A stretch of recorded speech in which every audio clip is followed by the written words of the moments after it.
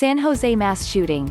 VTA shooter's family apologizes, says he felt lost to them for months by Tim Reynolds. Mark Eaton, the 7'4" shot-blocking king who twice was the NBA's Defensive Player of the Year during a career spent entirely with the Utah Jazz, has died. He was 64. The Summit County, Utah, Sheriff's Office confirmed Saturday that Eaton died after an apparent bicycle crash. He was found unconscious and transported to a hospital, where he succumbed to his injuries.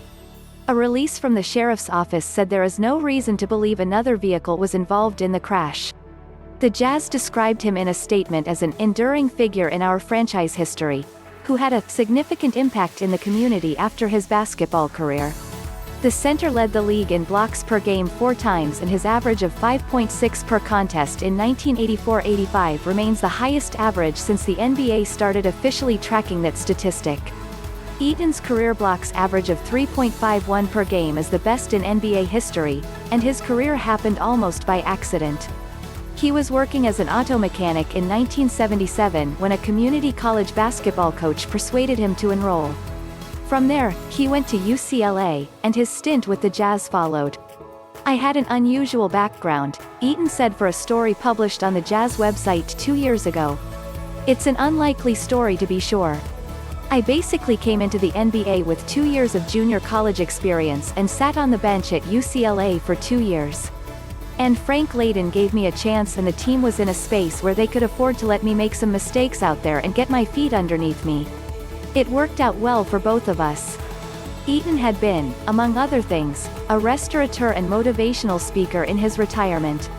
In recent years, he served as a mentor to Utah center Rudy Gobert, the only other player in Jazz history to win the Defensive Player of the Year award.